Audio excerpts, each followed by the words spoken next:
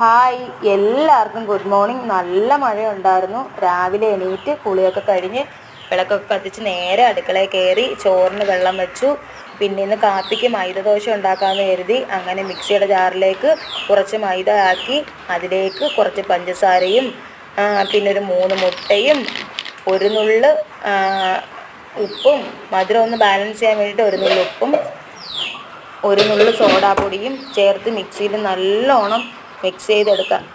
നമ്മൾ സ്പൂൺ കൊണ്ട് കുഴയ്ക്കുന്ന സമയത്ത് നമുക്ക് നല്ലതുപോലെ മിക്സായി കിട്ടൂല. അതുകൊണ്ടാണ് മിക്സിയുടെ ജാറിൽ ഇട്ട് ഒറ്റ അടി അടിച്ചാൽ മതിയല്ലോ. അപ്പോൾ നമുക്ക് നല്ലതുപോലെ മിക്സായി കിട്ടും.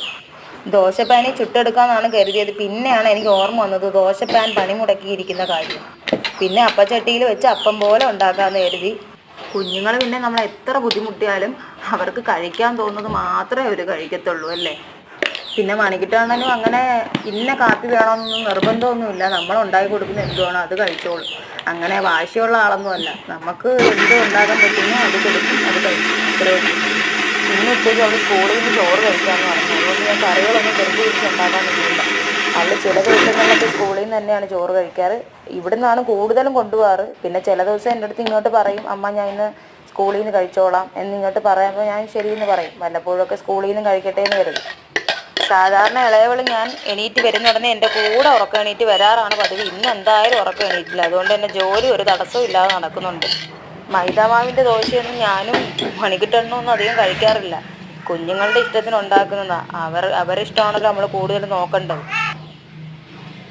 പിന്നെ അരച്ച മാവ് എടുത്തൊരു പാത്രത്തിലോട്ട് ഒഴിച്ചിട്ട് മധുരവും ഉപ്പും ഒക്കെ കറക്റ്റുണ്ടോ നോക്കി. ഉപ്പിൻ്റെ കാര്യം കുഴപ്പമില്ല, മധുരം അങ്ങനെ കുറഞ്ഞിട്ടുണ്ടെങ്കിൽ ഇവർ രണ്ടുപേരും ഇത് കഴിക്കൂല. നല്ലോണം മഴ പെയ്യുന്നുണ്ട്. ഷീറ്റ് ആയതുകൊണ്ട് തന്നെ ഞാൻ പറയുന്നതൊക്കെ നിങ്ങൾക്ക് കേൾക്കാൻ പറ്റുന്നുണ്ടോ എന്ന് എനിക്കറിയത്തില്ല. നല്ല സൗണ്ട് ഉണ്ട് കേട്ടോ. ഞങ്ങളെ ഇഷ്ടപ്പെടുവാണെങ്കിൽ എല്ലാവരും ഒന്ന് സപ്പോർട്ട് ചെയ്തേക്കണേ. അപ്പച്ചട്ടിയിൽ ആദ്യമായിട്ടാണ് കേട്ടോ ഞാൻ അപ്പം പോലെ ചുട്ടെടുക്കുന്നത്. അതുകൊണ്ട് തന്നെ ഒരു പേടി ഉണ്ടായിരുന്നു കറക്റ്റിന് കിട്ടുമെന്ന്. പക്ഷേ കുഴപ്പമൊന്നും ഉണ്ടായിരുന്നില്ല. നല്ലതുപോലെ തന്നെ കേട്ടോ കിട്ടി. നല്ല സോഫ്റ്റ് ആയിരുന്നു അപ്പം. നല്ലതുപോലെ തന്നെയാണ് കിട്ടിയത്. നല്ല ടേസ്റ്റും ഉണ്ടായിരുന്നു കേട്ടോ. ഇതിൻ്റെ കൂടെ വേറെ പ്രത്യേകിച്ച് കഴിക്കാനൊന്നും വേണമെന്നൊന്നുമില്ല. നല്ല ടേസ്റ്റ് ഉണ്ടായിരുന്നു കേട്ടോ കഴിക്കാൻ. ഇത് മാത്രമായിട്ട് തന്നെ കഴിക്കാം നമുക്ക്. അപ്പോൾ എല്ലാവർക്കും ഇഷ്ടപ്പെട്ടെങ്കിൽ ഒന്ന് സപ്പോർട്ട് ചെയ്തേക്കണേ. അടുത്ത വീഡിയോയിൽ കാണാം. Tata, bye bye.